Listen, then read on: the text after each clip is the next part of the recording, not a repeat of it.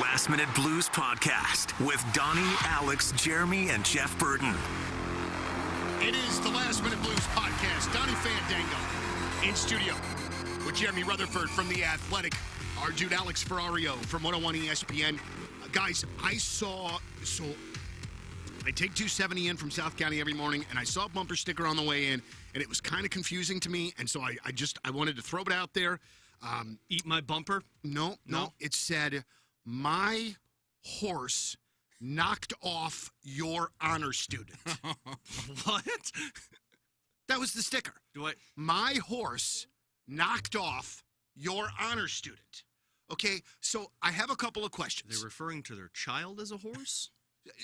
So this horse is so pissy that he's just going to knock the kid off of it because he's smart? That just doesn't seem like a really nice thing. I don't know who the horse is. Yeah. I looked at that because they were in front of me, and it was a little stop and go for a minute, and I'm trying to break this thing down like a math equation.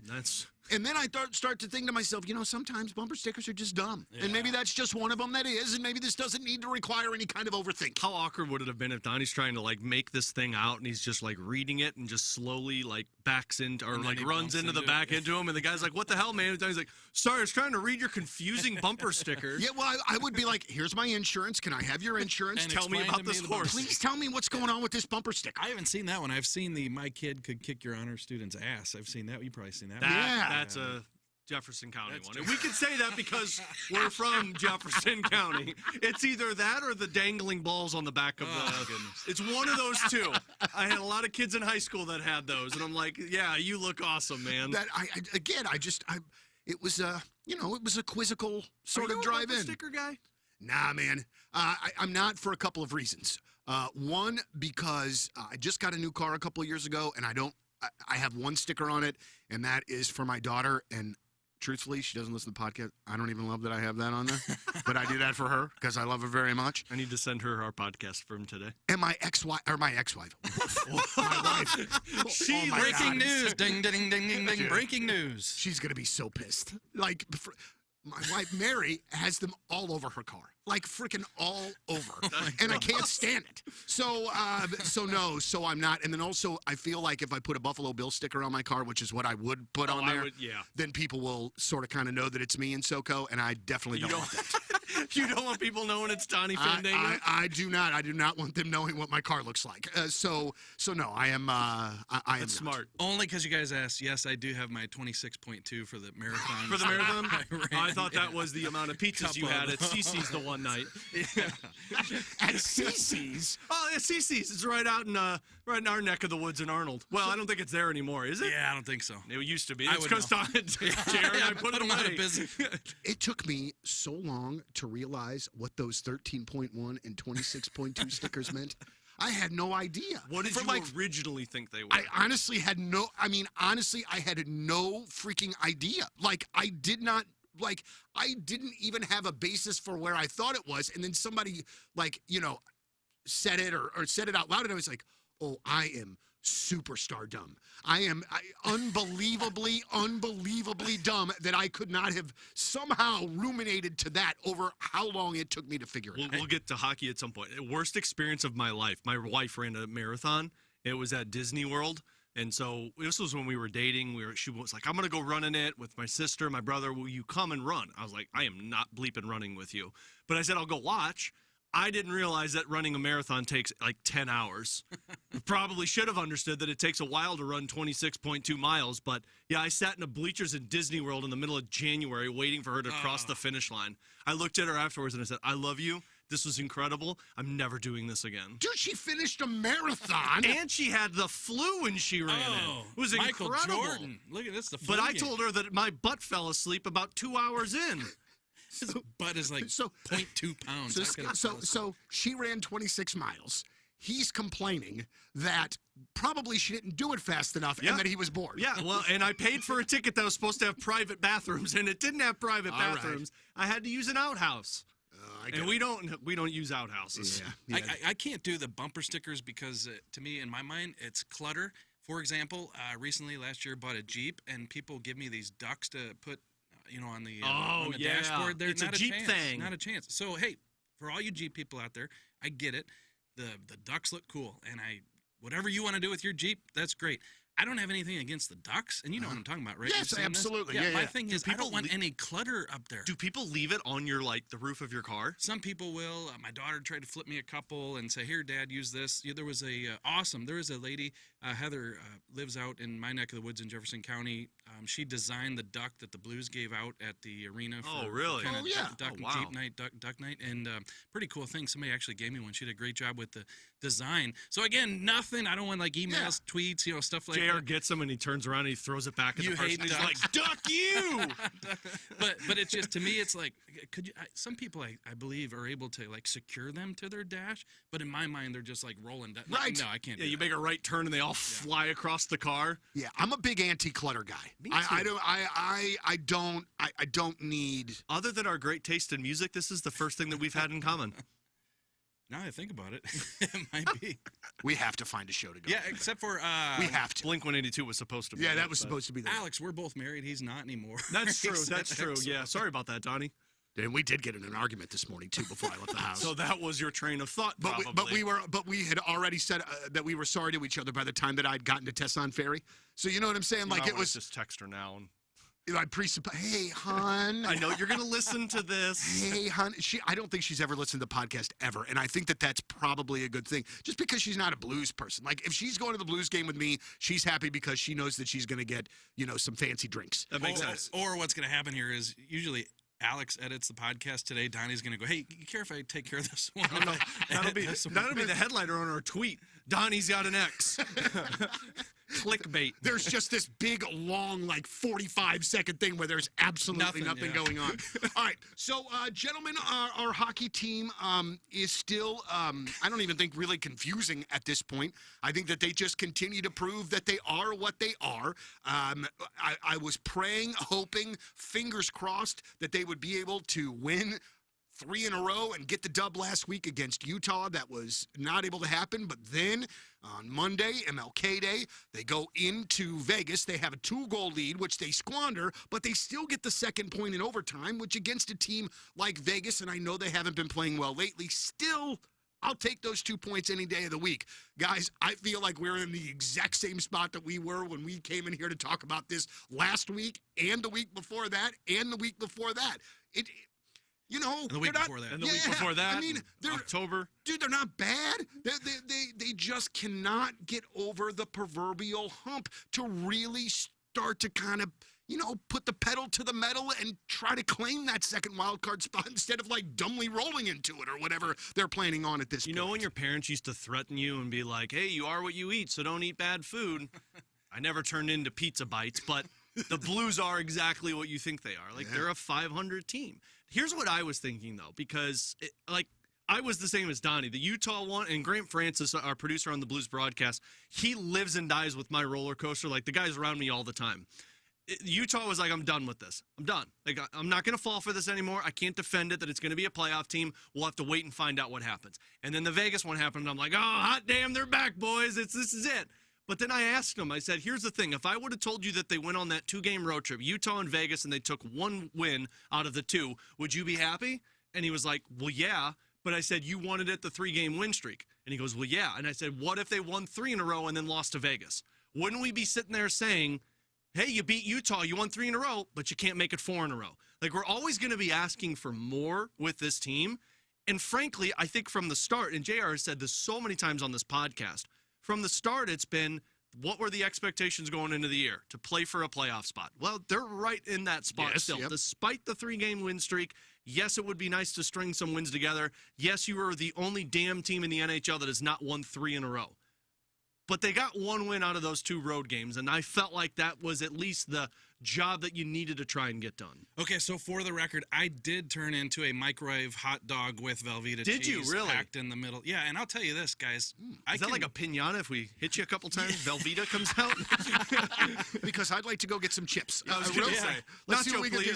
please. I can go back to summer between 7th and 8th grade. Frozen hot dogs or thawed out hot dogs in the refrigerator. You take the knife and you slice them down the middle, perfectly sliced, right? Well, this is when the Velveeta box came came out, like the big loaf of box cheese, Mhm. and you'd slice a couple and stuff them in the hot dog, put it in the microwave for a minute, and it just came out, looked like a volcano of cheese just pouring. And listen, What the hell did you eat? sometimes I would do 3 or 4 of them at a time, and when I got to 8th grade, they thought there was a new student. They didn't recognize me from 7th grade. That's what happened between 7th and 8th grade.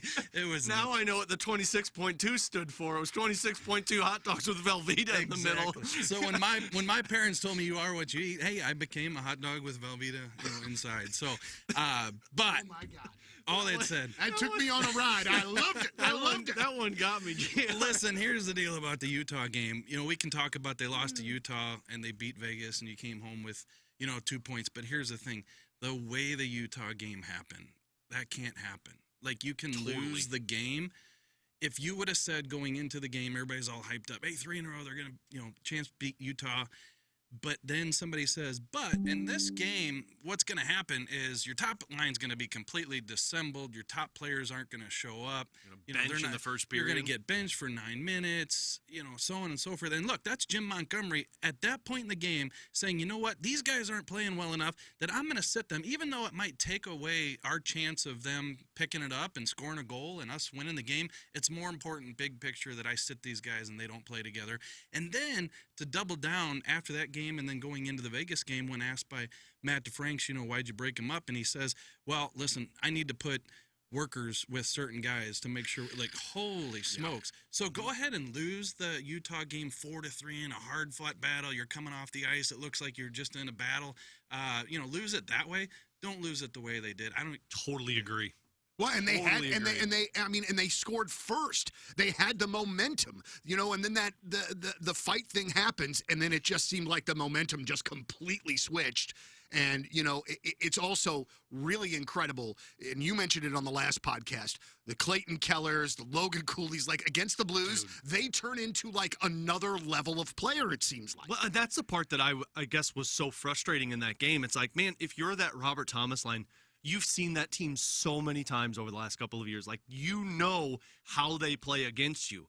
And they didn't have an answer for it. And it was like, what is going on right now? And it was all puck. I mean, even Robert Thomas said it afterwards. Like, look, we can't get scored on there. It was all started in the offensive zone. It was losing a puck battle that was going the other way. And then in the defensive zone, it was like, what are we supposed to do with this? And, like, don't get me wrong. Clayton Keller, Nick Schmaltz, they go God mode when they take on the Blues. But I didn't feel like they were overwhelmingly great. Like, they were doing exactly what Calgary was trying to do against the Blues the previous night, but when the Blues played Calgary had nothing. They would try and forecheck, they'd try and put the puck behind the defenseman and go back and earn it. The Blues would have 2 guys on every single puck, and Calgary would be like, what are we supposed to do? Utah did it, and it was like, wait, where are we going with this one? Honestly, it just feels like Utah is the Blues' kryptonite right now. Every single time they play them. I think they've lost 4 straight against Utah, if I'm not mistaken. Yeah, and for what, it's just one of those teams that when you see them pop up on the schedule, like, oh, crap. And then Utah, though, but like, don't overlook the fact that Utah, after they took on the Blues, went over to Winnipeg and beat them, and then their coach afterwards said that was a load of horse bleep for how his team performed. Yeah, they so even like, move cities and change uniforms. That's went to Quebec instead. They said, we're done with this one. Well, so, something that I know you guys talked about, and I believe, JR, you were on with BK and Ferrario yesterday, and we're talking about Pavel Buchnevich specifically. I love Buch. We all love Buch. The Buch sessions on the Blues website is absolute gold. But this guy is here for 8 years. He's making big dollars, and it seems to me that he is one of these streaky guys, or maybe this is a new sort of streak extreme for Pavel Buchnevich. But dude, there's games and there are times, and JR and I were talking about this before the podcast started, where you're like, I don't even remember him doing anything big or doing anything. You got to get something out of a guy like him. What the hell's going on? Right. Yeah, and Alex, Donnie and I were talking about this beforehand, like he said. He starts off the year at center, and we all know now, obviously the team knows now too, that just wasn't going to work, and now he's on the wing. But it's not like he went back to the wing last week. He's been on the wing for a while now and playing with Robert Thomas. And, I think that we know what kind of player he is. he can be a 30-goal guy. He can be a 60-point guy. And then especially when Jim Montgomery comes in, you say, well, this guy was able to press the right buttons for Buch. Maybe he can do it again. And I think for that 10 days, 14 days after Montgomery got hired, the points were there. I don't know that he was that more dominating, Right. but the points were there. But now you see him go through these streaks where, you just don't notice him, I guess, is the easiest way to say it. And I always say to you guys, Alex, I said it yesterday, things are cyclical. You can be doing nothing for a couple weeks, and then all of a sudden you're, winning games in overtime 3 nights in a row. So he has that potential to be that player that everybody thinks that he is. But right now the team needs him, and the team, as I made my point a moment ago, doesn't need to have the top line broken up because one of your top players, Pavel Buchnevich, isn't showing up. Yeah, I mean, if you from those 2 Calgary games to the Utah game, the players were saying everything you wanted them to hear. Every single one of them said, look, it's a big game. We know it's a big game. It's must win for us. It's do or die. Any cliche saying you need, the Blues were saying. You saw it in the 2 Calgary games, and then that Utah one took place, and it's like, man, the concerning part where it was your best players. And even Jim Montgomery said after the game, our best players need to be our best players. And I'll tell you the moment for me where it was like, man, what's going on? It was that 3rd goal that Utah scored, and they were hemming the Blues into their own zone. And I forget what the player's name was, but he skates right past Pavel Buchnevich, and Buch just puts the stick out. And he skated right around him and into the slot and took the shot. And that's not Pavel Buchnevich. Like, he is, in my opinion, when he was traded to St. Louis, he was one of the most underrated, if not the most underrated, 2-way forwards in the National Hockey League. Like, he was incredible defensively, shorthanded on penalty kills. It's like the guy always found ways to get scoring opportunities. And you're just not seeing it right now. And I don't know if it's you're just not seeing that extra push that he's used to. I don't know if it's trying to get on the same page with his wingers, with his other winger, because there's been different guys, whether it's been Jake Neighbors or Brandon Saad. They've used a lot of guys up there. But, man, you're just not seeing the same player that dominates both ends of the ice that you did a couple of years ago. Now, the one thing Jim Montgomery said, and I think this was about 2 or 3 weeks ago, he said, yeah, there's things that we see in Pavel Buchnevich's game that remind me of what he was a few years ago, but we're still trying to get back to that. So maybe it's a work in progress. Hell, maybe the center position really kind of messed things up a little bit, because think about it. If you're trying to be a center and you haven't been a center in the NHL, there's a lot more responsibilities that you have to focus in on. And then when you switch back to winger, sure, it's as easy for us to say like, oh, you're just going back to wing, focus on one thing. But I got to imagine the human element is like you're always cycling through. It's like, oh, shoot, that's my position. No, wait, Robert Thomas is here. Now I got to get back to my position. That's the only thing I can try and explain of why we're seeing something different. So you're saying you think he's thinking too much? Probably. You know what I mean? Like it's not just playing. It's that half a step thought that makes you behind. Well, or whatever. and I looked at it on Money Puck yesterday after we had our conversation on BK and Ferrari, because I'm like, okay, what line was he on? Like, I always like to look at what lines they were on when they had success to find out like what traits that player was. It was Thomas, it was Buchnevich, and it was Vladimir Tarasenko. Vladimir Tarasenko at the time, it was the 40-goal season that he put together. And what is he? He's a pure shooter. So what does that mean? You've got your playmaker, you've got your goal scorer, and Pavel Buchnevich gets to be the 2-way dog out there. And right now, you don't have that shooter out there. So it seems like you're trying to do maybe a little bit more on that top line compared to when you had the flow and the chemistry. Like, look at Schen's line right now. Why is it working so well? Kairu's the goal scorer, Holloway's the distributor, Braden Schen's the big body. I feel like when you have distinguished roles, lines work a little bit easier. Yeah, and Holloway really hunting the puck. I mean, just every possession. And that's what I feel like they're trying to find, where you put Neighbors up there. Neighbors hunts the puck. He's that power forward. But is Pavel Buchnevich the pure goal scorer? I don't think he would tell you that. I think he's an all-around player. Doesn't shoot enough. Yeah, so that's why this is projecting way in the future here. That's why I really wonder if Jimmy Snuggerud is the missing piece for that top line. You've got your goal scorer, you've got your playmaker, and you've got your 2-way player that plays in all aspects of the game. And guys, one of the things that I took from doing this podcast with Jamie is, it's a real delicate balance when you're questioning somebody's effort, and I don't want to do that here with Buch at all. Right. But I mean, are you seeing him do the dirty stuff? Do do all of the little things that need to be done, and he's just having bad results? Or, just not getting the results? Or are there things that he needs to be tighter on. You know what I'm saying? I think that there's a difference here. I think he's working hard. I think that he's a guy that cares. He never strikes me as somebody who's not out there giving effort. And I know you're not saying that, but I know that what Alex is saying, there are times, and you see it with a lot of players, not just Buchnevich, where there's their guy right there, and he all of a sudden gets 8 or 10 feet of space, and you think you can't make an effort to put a stick out. Right. So it's not just Buchnevich. There are other guys that you see that when you watch the replay. So with Buchnevich, when he first came here, I thought there would be more like getting under the skin of opponents type thing. Was it the first game he headbutts? Yeah, he Cruz? headbutts in that Arizona game.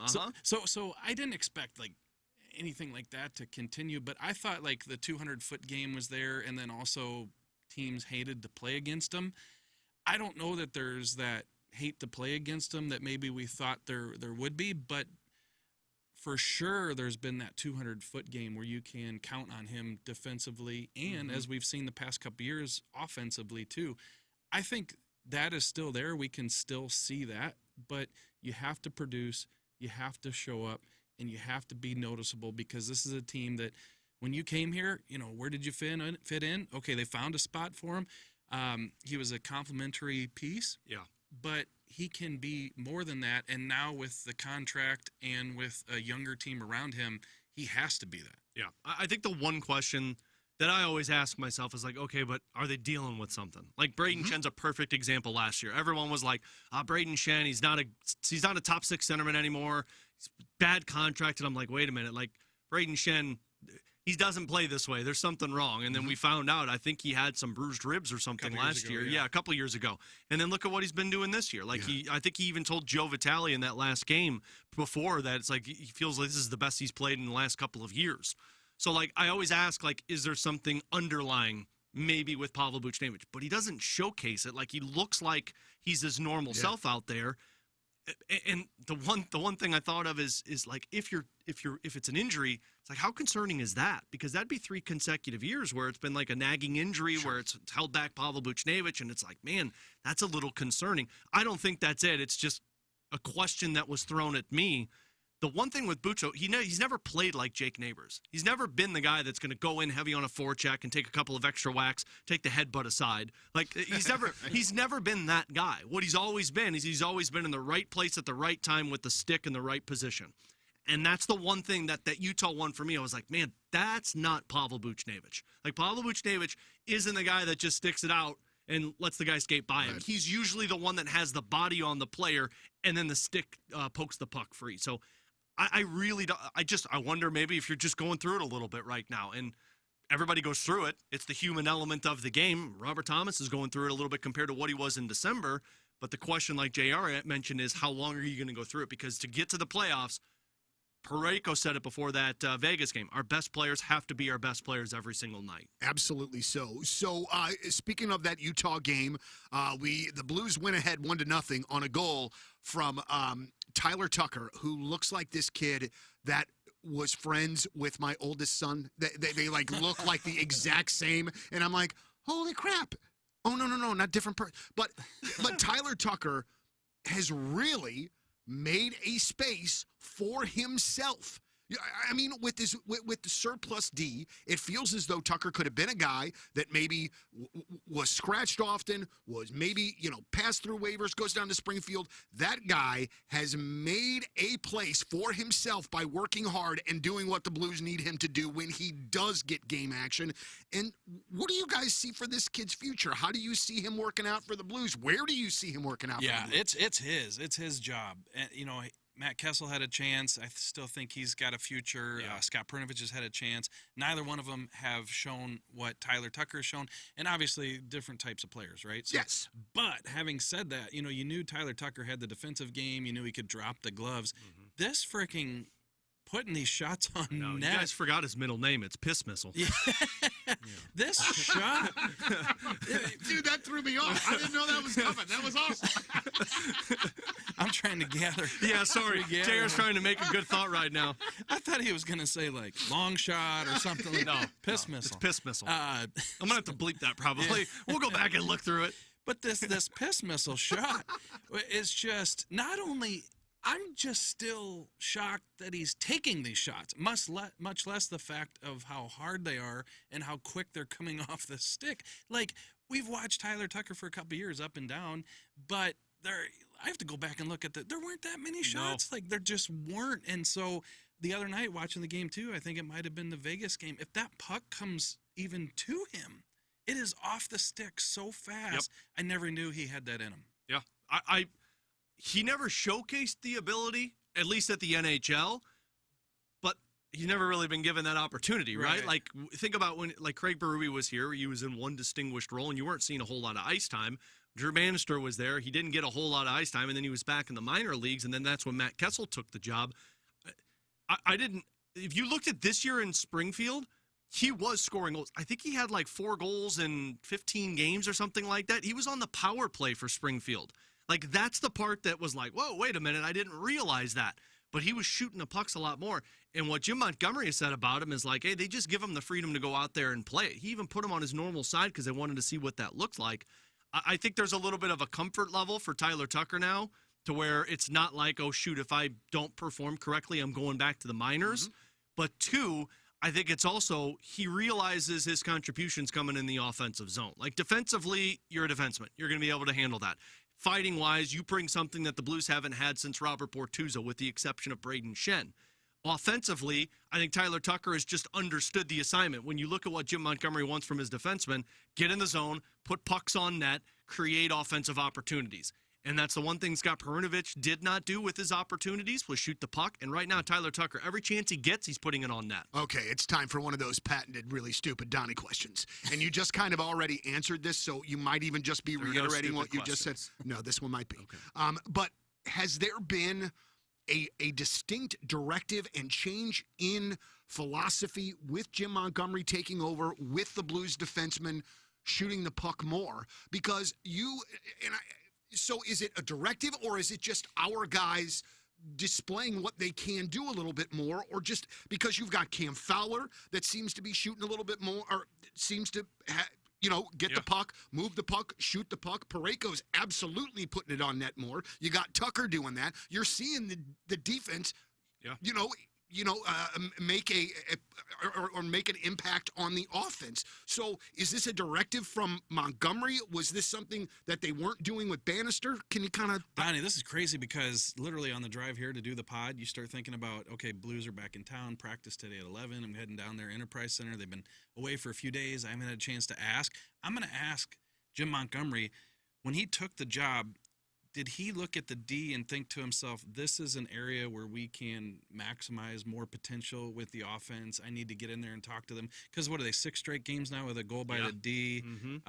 You go back. I think they're tied for 6th among NHL teams with goals from their defensemen. Yeah, so I want to know from him, and we've probably talked to him a little bit about it in the past couple weeks, but now that it's really on a roll, what's the message here? Obviously, you want some shooting, and they're scoring more, but I mean, Colton Parayko, Tucker, Fowler's points have come on the power play He's a got lot. 5 goals this year, and I think he had 5 goals all last year with Anaheim. Yeah, and I'm so upset. Alex was sitting next to me a couple weeks ago when I think it was Fowler scored, but it wasn't that hard of a shot type thing. And I was like, whenever he gets a good hard one, I'm going to say that was a Fowlitzer, and it was really good. My dad joke. I'm 49 with Dude, 2 that's kids. awesome. It was really good. So now the reason he does have a Fowlitzer a couple nights ago, and I can't tweet it. No, it doesn't work anymore, Jerry. I mean, we missed that opportunity. Hey, it's so good though. So let me just kind of big picture here real quick, and unfortunately I got to wrap her up because I have to go beyond the radio. But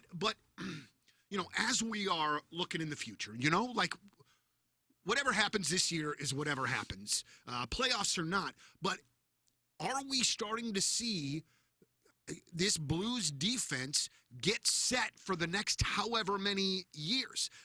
Are we starting to see kind of more of what you think that it will look like when the team is ready to compete? Yeah, I personally think so.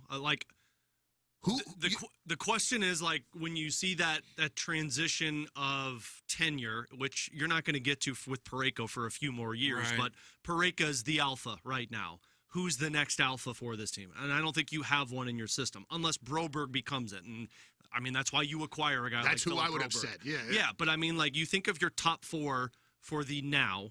I think this year and next year you're set. Fowler, Parayko, Broberg, Falk. That's there for you. It's written in stone. Next year, Tyler Tucker looks like a perfectly capable third-pair defenseman. Matt Kessel looked at last year, and I don't know why he wouldn't be back in that spot. And then we don't know what happens with Nick Leddy, Torrey Krug, or if Ryan Suter comes back, because I think Suter's played well. But then bust out the crystal ball. They've got a Theo Lindstein who's in the minors or in Sweden right now, who they believe is a top 4 defenseman. This Lucas Fisher that they just drafted and Colin Ralph, who they just drafted, supposedly are pretty high on these two guys. That's your left side. And then on the right side, you drafted Adam Juracek, 16th overall? So, like, you've got players in your system. The question is, do you have the top guys in your system? Because Parayko's it now. If Broberg becomes it, well, there's your elite number 1, and then you just build from there. Yeah, and that's why when Donnie asked the question, when you say future, are we talking 2 years or 5 years? Sure. I think that's the biggest question here because, Alex. I think the 2 years is a little bit more of the murky part than the 5 years. Because Fowler, when he's 34, Leddy, Krug, Suter, these guys are going to be gone. Speaking of which, I think Suter turned 40, yesterday? Yeah, yesterday on the plane home. Yeah. So those guys, most of them are going to be gone. So when you say future, maybe next year this will be the group, but in 2 years this isn't going to be the group. Yeah. One more quick one, and I know this is an easy type of player for me to fall in love with and want to come back, but I believe that one of the favorite players on this particular podcast, Brett Hall. No. Well, that too, but Radek Faksa. Pavel Buchnevich. William, too. See? Rest in peace. But is Faksa a guy that the Blues would bring back next year? I know that there are a lot of guys that can do what he does, and that's the reason that I asked the question. But, man, he's made a hell of an impact when he has been here. And like you said last week on the podcast, he's always playing like somebody peed in his cornflakes, man. He is, and I love it. Yeah, I don't know why you wouldn't bring a player like that back. I mean, I guess it's going to come down to term and what he wants because your contract situations that you're in, but that's the prototypical fourth-line center for you. Like, moving forward, you want that guy. Penalty killer, big body, defensively. Jim Montgomery plays that fourth line in any situation right now. So if you're the Blues, you see that and you say, yeah, why wouldn't you want a player like Radek Faksa? I guess the question really becomes is if the Blues aren't in a position to push for the playoffs, is there a market for him? Yeah. Because if there is, and you're not a playoff team, I would imagine if you're Doug Armstrong, you're going to try and get as many assets as you can to load up for the offseason. Yeah, that would have been my answer, especially because they're without a lot of draft picks because of these trades and the offer sheets and things like that. So, and the other thing, Faksa could leave and come back, right? He could re-sign with the Blues and come back. But I think you make a great point. He's been terrific for the Blues. I think there probably will be some interest. And if the Blues aren't in that playoff chase, then I think they have to entertain the offers. You're not going to get a ton for him, but if you can get a second or a third or something, I think that the Blues will. Yeah, because you don't have a pick from the first. You have the first-round pick and then a fifth-round pick. So you don't have a second, third, or fourth-round pick. And I'm sorry, one more thing. So it's looking as though JT Miller is going to be moved from the Vancouver Canucks in the next couple of days, and it's looking as though that it might be the New York Rangers. What I have not seen is who's the big piece coming back to Vancouver for JT Miller. Well, let me ask your question with another question. Is there a big piece coming back for JT Miller? With the way that you asked that question, I'm guessing that maybe not. No, I'm just a question for your question. Well, because for a while I thought that it might be a trade of Miller for Zibanejad. Yeah. Which would totally make sense. But if I'm the Rangers, I'm acquiring JT Miller because I want to try and win this year. Make the team better. And if I get rid of Mika Zibanejad, is that really making your team better? Maybe he's underperforming, but that's the only reason I asked that question, because if I'm a team that's trying to trade for JT Miller, I know the Vancouver Canucks have to do something. Like, you have to move one of Miller or Pettersson. So you are not dealing from a position of power. Well, and you're not going to move Pettersson, but if you do, that's where you're going to get a haul. But you trade JT Miller. JT Miller's got a no movement clause. So they basically have to go where JT Miller says I want to go. And if I'm a team, if I know he wants to go to the Rangers, I'm not going to give you Zibanejad. I'll give you one of my other players if you'd like. But, I could be told. These trades just don't happen in the middle of the season, which is why I'm really fascinated with this. Like, this is a big trade to go down in the middle of January or February. So I don't buy that he's going to get traded. I think he's going to be on Vancouver for the rest of this year. You're saying clip that off. Yeah. Wait, actually, the podcast is going to come out at like 4 o'clock, and at 3:55, JT Miller traded for Mika Zibanejad. You know what is the craziest thing? And I have no real reason for this, but, man, my entire life as a sports fan, I have always been I was always keyed in on Major League Baseball moves. I could tell you other teams, what was going on. I must have been bored a lot then. I mean, I was a nerd, man. That's just what I did. No, I mean, baseball doesn't do moves, so. Well, but what I'm saying, so like now, all of that love and passion that I had for baseball and those player moves and trades and all that stuff is all completely now in the NHL. Like, I just do not care about baseball the way that I used to, and all of that sort of nerdy stuff has just kind of transferred over to the NHL, and it's just kind of bizarre to me. Yeah. And it's also too, and this is, we're gonna wrap this up, doesn't have anything to do with anything, but this is the first baseball season in a long time, or like maybe in my life, where I'm like, I don't care. Well, the offseason's boring in my opinion. Because now it's just the goddamn Dodgers signing everybody. Well, if I could tell you why you probably like hockey versus baseball, the salary cap. Like, the salary cap creates more intrigue in hockey, right? Because you can't trade JT Miller unless you're going to get rid of something else that you're not going to want to give up. So it creates, oh, man, where's he going to go? How is that going to affect that team? Baseball is there's no salary cap. He's going to go to the Dodgers or the Mets. Donnie, I'm glad that you're into the hockey transactions, but I think I got a way where I'm going to try to fix this and fix this for you. Is when I leave here in a couple minutes, I'm going to go put a baseball Cardinal bumper sticker right on your it. car. Right over the Buffalo Bills one that he said he doesn't have, but he really does. Trying to throw people off. Yeah, he just said that so people in South County don't know where his vehicle is. All right, here's a couple things here, guys. Listen, this show needs a night out. We have got to find a show. We have got to find a band that we all like. We need to get an Uber. We need to go and watch a show. We need to get drunk. And we need to just have a Last Minute Blues podcast night out. That's what we need. Let's do it. That's what we need. I'm in. Let's find a Garth Brooks concert.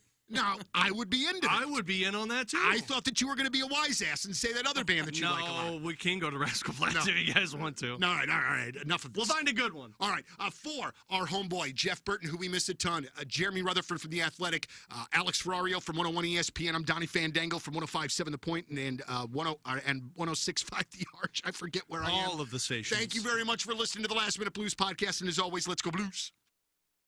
The Last Minute Blues podcast. Hear more at 1057thepoint.com.